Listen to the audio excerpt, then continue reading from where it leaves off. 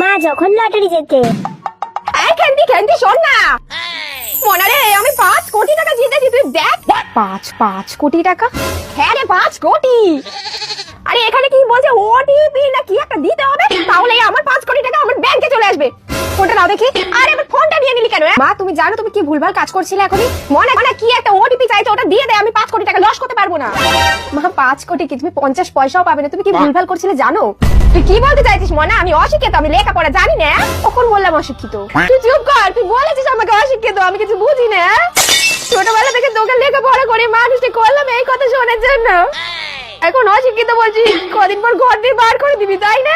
কখন বললাম ঘর দিয়ে দাঁড়িয়ে দেওয়ার কথা তুই চুপ কর আমি বুঝে গেছি মা আমি তোমাকে কি বলছি তুমি কি বুঝলে কি গো তোমার মেয়ের কথা শোনো গো এই দিনটা দেখার জন্যই মানুষ করেছিলে গো এই হয় মাকে এক বোঝাই মা বোঝে আর এক দূর ব্যাং মাকে বোঝানোর থেকে না বোঝানোই ভালো লাগে না